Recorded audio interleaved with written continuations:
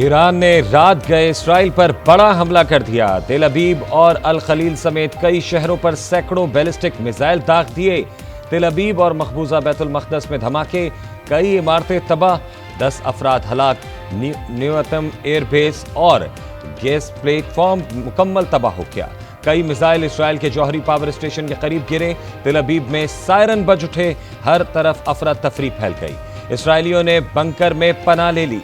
तेल अबीब में ईरान के हमले से कबल फायरिंग, 6 सेहूनी हलाक, 10 शदीद जख्मी हो गए। इसराइली मीडिया के मुताबिक 2 हमलावरों ने M16 और क्लाशनकोव से गोलियां बरसाईं। दोनों हमलावर मार दिए गए।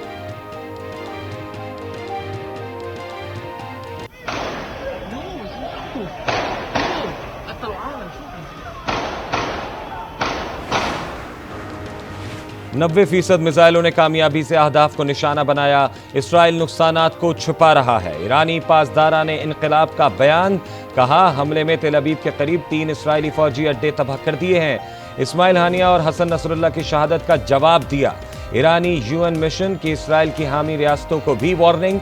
ईरानी सदर मसूद पेज़ेश्कियान ने कहा मिसाइल हमले ईरान की सलाहियतों की तरफ एक झलक थी। हम जंग नहीं चाहते, ताहम किसी भी खतरे का डट कर मुकाबला करेंगे।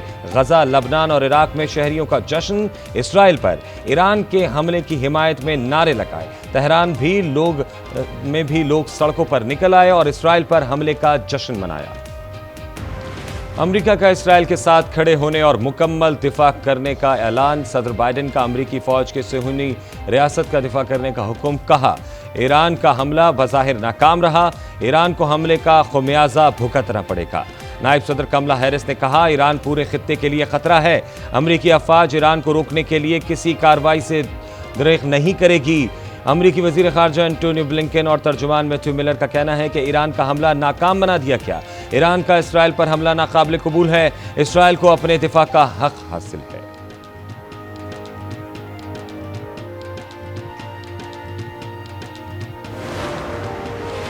उर्दून, लबनान और इराक ने अपनी फिजाई हुदूद बंद कर दी। PIA ने भी अपनी तमाम परवाजों को ईरानी फिजाई हुदूद इस्तेमाल करने से रोक दिया।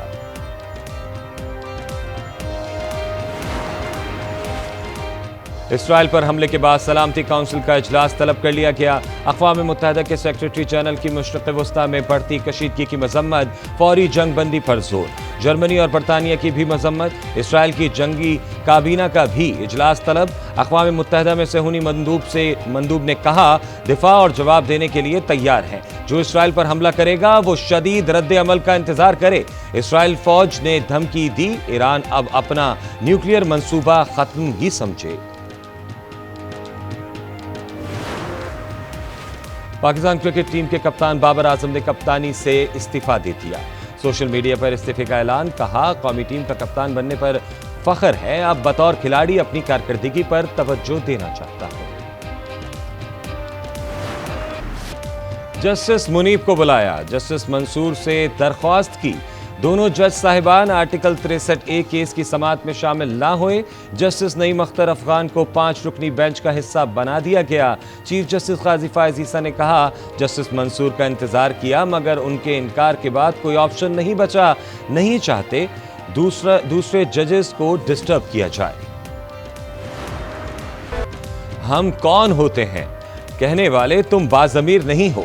किसी के ज़मीर का मामला तय करना मुश्किल है। चीफ जस्टिस काजी फायज ईसा के आर्टिकल 63A नजरसानी केस में रिमार्क्स। कहा जो लोग पार्टियां बदलते हैं उन्हें ज़मीर वाला समझें या नहीं, वोटिंग कराई ही इसीलिए जाती है कि वोट गिना भी जाए। जब आइन में लिख दिया गया है नाअहल रुकन D सीट होगा तो इस पर अमल होना चाहिए। एक तरफ राय दी गई मुनहरिफ रुकन D सीट होगा, दूसरी तरफ कहा नाअहली की मुद्दत का फैसला पार्लियामेंट करे, या तो तजाद है।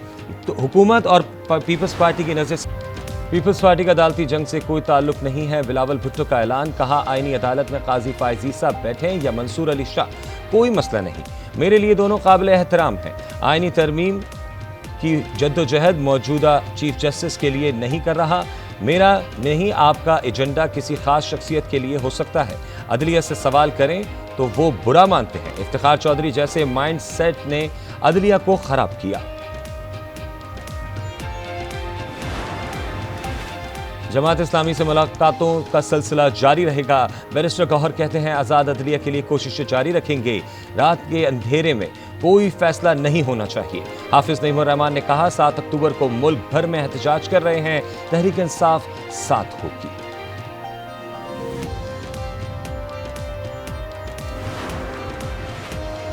तहरीक इंसाफ के एहतजाज से पहले पंजाब के 5 अजला में दफा 144 नाफिज। मियांवाली, फैसलाबाद, बहावलपुर, झंग और टोबाटेक सिंह में हर किस्म के इज्तिमात और एहतजाज पर पाबंदी। मियांवाली में रेंजर्स की तैनाती का फैसला। अता तारड़ ने कहा वजीर आला केपी ने लश्करकशी की तो कानून हरकत में आएगा।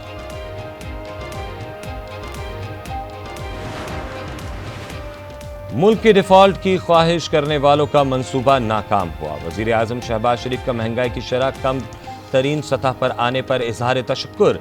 कहा कौम ने गुज़िश्ता बरसों में एक गिरोह की नाअहली की वजह से मुश्किलात काटी हैं।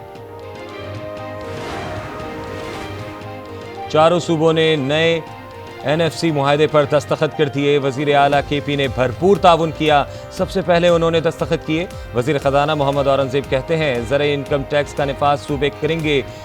PSDP के कुछ मंसूबों में सूबे बोझ उठाएंगे।